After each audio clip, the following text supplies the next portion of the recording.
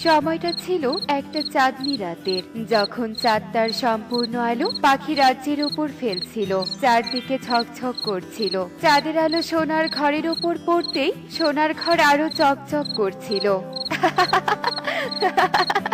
চাঁদের আলোয় এমন বনে মজা করতে তো আমার ভীষণ ভালো লাগছে। কত সুন্দর এই বনটা, আহা, আমার তো মন ভরে গেল।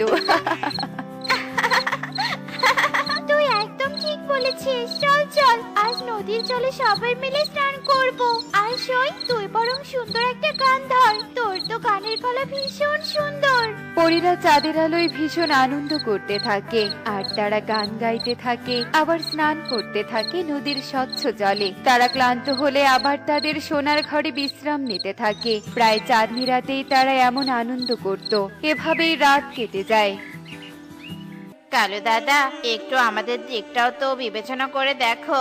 সারাদিনে যে কত টাকা আয় করি, সেই সব টাকা তোমার রিক্সা ভাড়া দিতেই চলে যায়। সন্তানদের নিয়ে দিন কাটাবো কি করে বলো তো? বারে, এতগুলো টাকা দিয়ে রিক্সা কিনেছে কি তোর থেকে 2 টাকা ভাড়া নেওয়ার জন্য নাকি শুনি? ভালো না লাগলে আমার থেকে রিক্সা ভাড়া নিস না। তোকে কি জোর করে বেঁধে রেখেছি আমি? হ্যাঁ, কি আর করবো বলো, তাছাড়া যে বনে আর কোনো কাজও নেই। তুমি একটু টাকার পরিমাণটা কমাও না দাদা।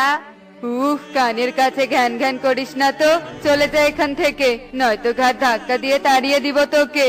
কালুর কথায় তোতা সেখান থেকে চলে আসে আর সংসারের এত ভারে কাঁদতে থাকে। এই ধনীগুলোর মনে সত্যি কোনো মায়া নেই। এরা যত পারে গরিবদের আরো গরিব বানাতে চায়। সব টাকা তো কালু দাদাকে দিয়ে দিলাম, যাই এবার বাড়ি ফিরে যাই। তোতা মন খারাপ করে চলে যায়। বনের মাঝে সবচেয়ে ধনী পাখি ছিল কালু। কালু কাকের সম্পদের পাহাড় ছিল। কালু কাকের থেকে বনের পাখিরা রিক্সা ভাড়া নিয়ে চালাতো, আর দিন শেষে কালুকে তার টাকা দিত। সকাল থেকে রিক্সা চালাচ্ছি, কিন্তু এখন পর্যন্ত কোনো টাকা পেলাম না। আজ যে আমার ভাগ্যে কি আছে কে জানে। টুনি তো আজ আমাকে বলেছে যে যে করে হোক বাজার নিয়ে বাড়ি যেতে হবে। টোনা চিন্তায় রিক্সা নিয়ে এগিয়ে যেতে থাকে, কিন্তু টোনা আর কোনো টাকা রোজগার করতে পারে না। একরাশ চিন্তা নিয়ে কালু কাকের বাড়িতে চলে যায়। কই টাকা কোথায়? আমাকে টাকা দে তো দেখি, দে দে। আসলে দাদা, আজ কোনো রোজগার হয়নি, তোমাকে টাকা দিব কি করে? আমার আজকে টাকাটা মাফ করে দাও না দাদা। কি, তুই যে সত্যি বলছিস তা আমি বিশ্বাস করব কি করে? তাই কোনো মাফ হবে না। আমাকে আজকে টাকা দিতে পারিসনি তো কি হয়েছে, কাল আমাকে ডাবল টাকা দিবি। আর এভাবে যদি চলতে থাকে তাহলে আমি তোকে আর রিক্সা ভাড়া দিব না। কালুর কথা শুনে মন খারাপ করে টোনা বাড়িতে চলে আসে, আর এভাবেই কালু পাখিদের থেকে টাকা নিয়ে ধনী হতে থাকে, আর বাকি পাখিরা দিন দিন আরো গরিব হতে থাকে। তারা খেয়ে না খেয়ে দিন কাটাতে থাকে। আরে তোমরা কি নিয়ে এত গল্প করছো শুনি? আমাকেও একটু থালা বাসন মাজতে দাও না। আরে টুনি, তুই জানিস না কি হয়েছে? ওই নদীর পাড়েও কাল এত এত হাসির শব্দ, নুপুরে শব্দ হয়েছে। কি ভুতুরে কাণ্ড রে বাবা! কবুতর তো বাইরে যেতে চেয়েছিল, আমার সাহস হয়নি আর। ও বাবা, আমার তো ভয়ে গা শিউরে উঠছে। কি ভুতুরে কথা! কবে যে ওই ডাইনি আমাদের ঘাড় মোটকে খেয়ে ফেলে। আমাদের সবার একদিন বাইরে গিয়ে দেখতে হবে। মেয়ে পাখিরা এভাবেই পুকুর পাড়ে কাজ করছিল, আর সেই চাঁদনি রাতের পরীদের ভূত ভেবে নানান আলোচনা করছিল। এরপর পাখিরা যে যার মতো কাজ শেষ করে বাড়িতে চলে যায়, আর দিন কেটে রাত নেমে আসে। টুনি আর মেয়েটা না খেয়ে ঘুমিয়ে পড়েছে। হায় সৃষ্টিকর্তা, এত কষ্টের অবসান কবে শেষ হবে? মেয়েটার এমন অসহায় চেহারা যে আমি আর সহ্য করতে পারছি না। টোনা কাঁদতে থাকে, আর কাঁদতে কাঁদতে বাড়ির বাহিরে হাঁটতে হাঁটতে সোনার ঘরের সামনে চলে আসে। জ্যোৎস্নার আলোয় তখন পরীরা আবারও পাখি রাজ্যে এসে আনন্দ করছিল। হে কি, তুমি কে? আমরা এতদিন থেকে পাখি রাজ্যে আসি, কিন্তু কোনোদিন তো কোনো পাখিকে এত রাতে বাহিরে দেখিনি। সই দেখ, পাখিটার চোখে পানি। তোমরা আমার কোনো ক্ষতি করো না, আমি চলে যাচ্ছি, তবুও আমাকে মেরো না। দাঁড়াও, আমরা তোমার কোনো ক্ষতি করব না। আমাদের তো বলে যাও, তোমার কি হয়েছে? এত রাতে তুমি বাহিরে হাঁটছিলে কেন? পরীদের এত ভালো ব্যবহার দেখে টোনা তাদের বনের পাখিদের দুঃখ দুর্দশার কথা খুলে বলে, আর পরীরা ভীষণ কষ্ট পায়। আহারে, এই বনের পাখিদের এত কষ্ট। আসলে আমরা শুধু চাঁদনি রাতে এই বনে আসি, তাই তোমাদের এত কষ্ট জানতাম না। তবে তোমাকে আমরা খালি হাতে ফিরাবো না। এই নাও এই জাদুই লাঠি। এই লাঠি দিয়ে কি হবে পরি?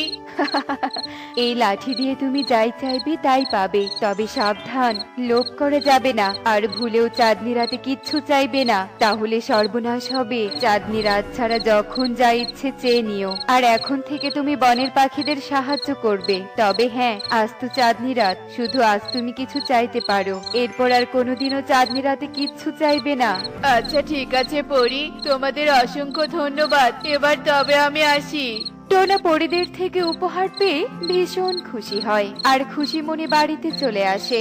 একি টোনা, তুমি এত রাতে কোথায় গিয়েছিলে? আর তোমার হাতে এটা কি? এরপর টোনা টুনিকে সব কথা খুলে বলে। সব শুনে টুনি ভীষণ খুশি হয়। টোনা, মেয়েটা তো না খেয়ে ঘুমিয়েছে, তুমি একটা খাবার চাও দেখি। এরপর টোনা জাদুই লাঠির কাছে খাবার চাইতেই তাদের সামনে অনেকগুলো খাবার চলে আসে, আর এসব দেখে তারা ভীষণ খুশি হয়। এরপর সবাই খাবার খেয়ে ঘুমিয়ে পড়ে। না না না, আমি কাল রাতে না খেয়ে ঘুমিয়েছিলাম, এখন খেতে আমার খুব কষ্ট হচ্ছে। মা বাবা, আমাকে কিছু খেতে দাও।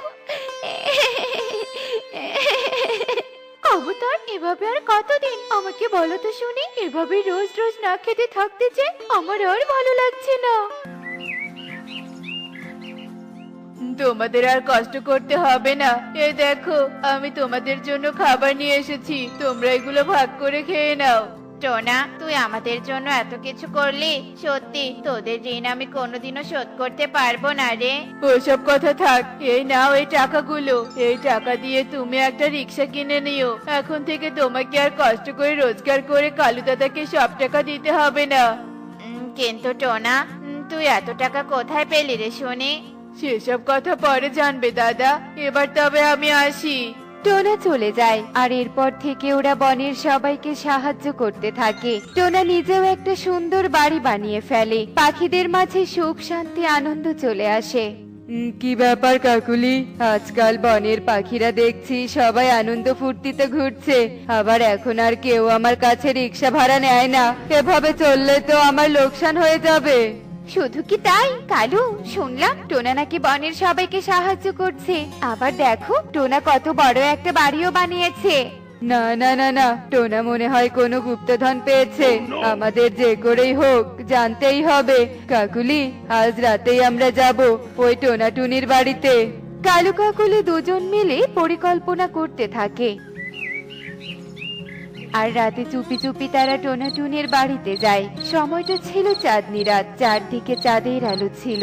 কালু কাকুলি আড়াল থেকে ওদেরকে দেখতে থাকে। জাদুই লাঠি, তুই তো আমাদের ভাগ্য বদলে দিলি। তোকে পরি আমাদের না দিলে কি যে হতো? তোর কাছে যা চাই তাই পাই। কাকুলি, এবার সবটা বুঝতে পেরেছি। এবার এই লাঠি আমাদের চাই চাই। কালু কাকুলি আরো গভীর রাতের অপেক্ষা করতে থাকে, আর যেই না টোনাটুনি ঘুমিয়ে পড়ে, অমনি তারা জাদুই লাঠি চুরি করে ওদের বাড়িতে নিয়ে চলে আসে। এবার এই লাঠি আমাদের হাতে, এবার আমরা আরো ধনী হব, আরো। এই লাঠি, আমাদের অনেকগুলো সোনা গহনা দে তো, আমাদের অনেক ধনী হতে হবে। কাকুলির কথা শেষ হতে না হতেই কালু কাকুলির রাজপ্রাসাদের মতো বাড়ি একটা ভাঙা কুড়ে ঘর হয়ে যায়, আর ওদের সব ধন সম্পদ উধাও হয়ে যায়। আর জাদুই লাঠি আবার টোনাটুনির কাছে চলে আসে। হায় হায় হায় হায় কাকুলি, আমাদের এসব কি হয়ে গেল? আমরা তো গরিব হয়ে গেলাম। হায় হায় হায় রে। সব আমাদের লোভের ফল কালু। আমরা আমাদের লোভের কারণে সব হারালাম। এতদিন বনের পাখিদের আমরা ঠকিয়েছি, আর আজ আমরা গরিব হয়ে গেলাম। কালু কাকুলি সব হারিয়ে ভীষণ কাঁদতে থাকে। এদিকে টোনাটুনির বাড়িতে জাদুই লাঠি আবার চলে যাওয়ায় টোনাটুনি এসব কিছুই জানতে পারে না, আর সবাই সুখে শান্তিতে দিন কাটাতে থাকে, আর কালু কাকুলি আফসোস করতে থাকে। দেখলে তো বন্ধুরা, লোভ আমাদের ধ্বংসের মূল। এমনই সব মজার মজার শিক্ষণীয় টুনি পাখির গল্প দেখতে আমাদের সাথেই থেকো। আর গল্পটি কেমন হয়েছে তা কমেন্টে জানাতে ভুলো না কিন্তু। Bye bye. কি ব্যাপার, এত রাতে ছাগলটা এভাবে ডাকছে কেন? ওর কোনো ক্ষতি হলো না তো? এরপর সুখী বিছানা থেকে উঠে গোয়াল ঘরে চলে যায়। চোর চোর, কে কোথায় আছো?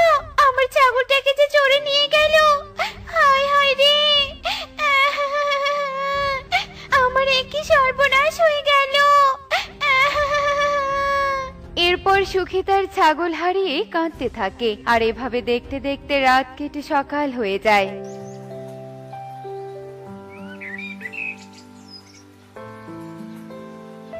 হায় হায় রে, আমার ধবলিকে কে চুরি করলো? এখন আমি কাকে নিয়ে বাঁচবো?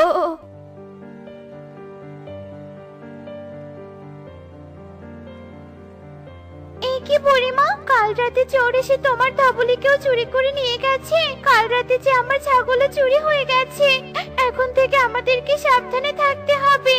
এরপর সুখী নদীতে পানি নিতে চলে যায়।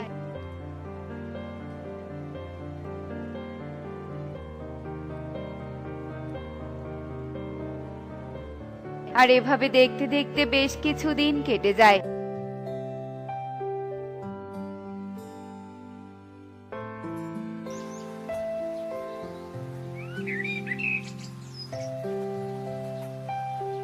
এদিকে ধীরে ধীরে বনের অনেকের গাভী হাঁস মুরগি চুরি হয়ে যায়। এজন্য বনের সবাই অনেক চিন্তায় পড়ে যায়।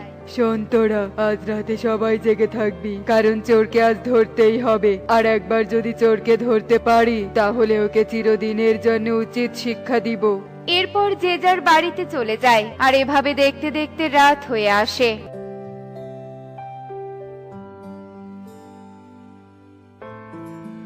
ওগো, এ তো কোনো সাধারণ চোর নয়, এ তো একটা শিয়াল চোর। এসো গিন্নি, আজ এই শিয়ালকে ধরতেই হবে। এই কথা বলে কবুতর ও সুখী লাঠি হাতে নিয়ে শিয়ালকে ধরতে চলে যায়। শিয়াল চোর, তোকে আমরা ধরে ফেলেছি। তুই আর আমাদের হাত থেকে পালাতে পারবি না। না না, ধরা পড়লে যে আমার আসল রূপ এরা বুঝে যাবে। যেভাবেই হোক এখান থেকে পালিয়ে যেতেই হবে। বেঁচে থাকলে আরো অনেক চুরি করা যাবে। আগে নিজের জীবন বাঁচাই বাবা। এরপর শিয়াল মুরগি দুটো ছেড়ে দিয়ে সেখান থেকে পালিয়ে যায়। এ কি কবুতর, শিয়াল তো পালিয়ে গেল। চলো কবুতর, আমরা এক্ষুনি গিয়ে মোড়ল বাবুকে শিয়ালের কথা খুলে বলি।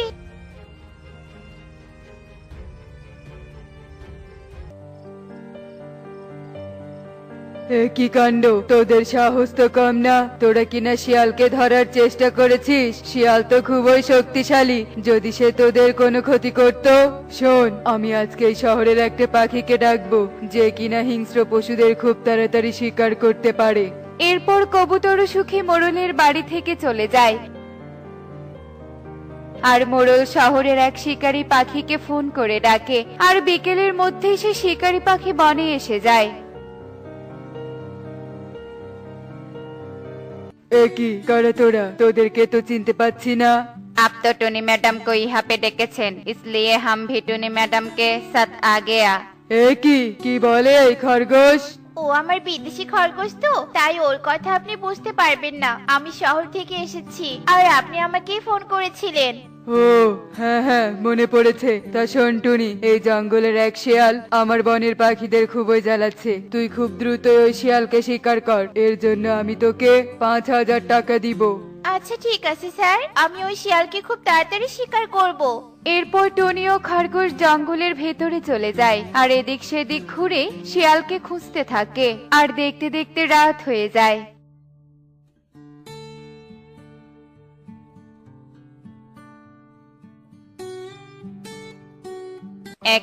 टोनी मैडम, रात बहुत हो गया, इसलिए हमको घर जाना पड़ेगा। কিন্তু খরগোশ, এই অচেনা বনে আমরা ঘর কোথায় পাবো? আরে ওই তো একটা বাড়ি দেখা যাচ্ছে। চল খরগোশ, আমরা আজকে রাতটা ওই বাড়িতে গিয়ে আশ্রয় নেই।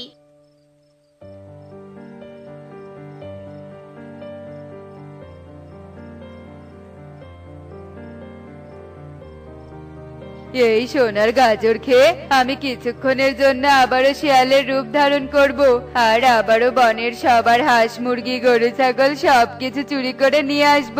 তারপর সেগুলো বিক্রি করে স্ত্রী সন্তানকে নিয়ে সুখেই দিন কাটাবো। হা হা হা হা হা। তার মানে এই দাদা ছদ্মবেশে বনের সবাইকে বোকা বানাচ্ছে। চল খরগোশ, এক্ষুনি খবরটা মোড়ল বাবুকে দিতে হবে। কম বেশি সবার বাড়ি চুরি করেছি, আজ আমি তোতার বাড়ি থেকে বড় গাভীটা চুরি করে নিয়ে আসবো। হা হা হা হা হা।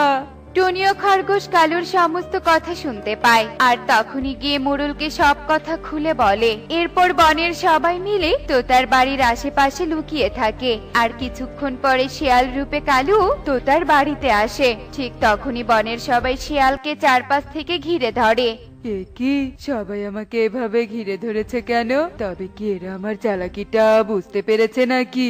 মোটেও পালানোর চেষ্টা করবি না, তোকে আমরা চিনতে পেরেছি। এবার বল, তুই ওই সোনার গাজর কোথায় পেয়েছিস আর পরিশ্রম না করে বনের সবার ক্ষতি কেন করছিস?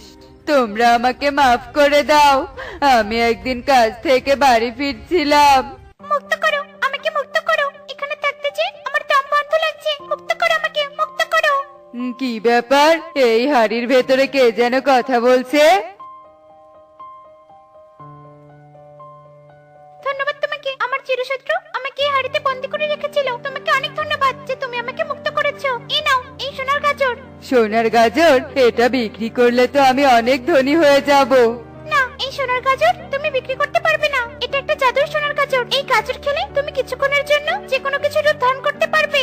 ও মা গো, তাই নাকি? ঠিক আছে প্রজাপতি, তোমাকে অনেক ধন্যবাদ। কাজ করতে তো অনেক কষ্ট হয়, তাই এই সোনার গাজর খেয়ে আমি শিয়ালের রূপ ধারণ করব আর বনের সবকিছু চুরি করে অনেক সুখে থাকবো। হা হা হা হা হা। সুখে থাকার জন্য পরিশ্রম করতে হয় কালু দাদা, অন্যের ক্ষতি করে সুখে থাকা যায় না। ঠিক বলেছিস টুনি, আমাদের ক্ষতি করে কালু দাদা অন্যায় করেছে, এর শাস্তি পেতেই হবে। ঠিক বলেছিস, আর সেই শাস্তি হলো কালুকে আমার বাড়িতে কাজ করতে হবে। কিন্তু সেই কাজের টাকা কালু পাবে না, কালুর কাজের টাকা বনের সবাইকে দেয়া হবে। আর যতদিন না সবার ঋণ পরিশোধ হচ্ছে ততদিন কালুকে কাজ করে যেতেই হবে।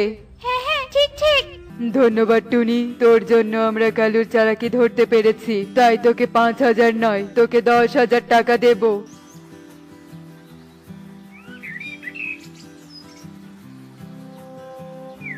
এরপর মোড়ল টুনিকে টাকা দেয় আর টাকা নিয়ে টুনি ও খরগোশ শহরে চলে যায়।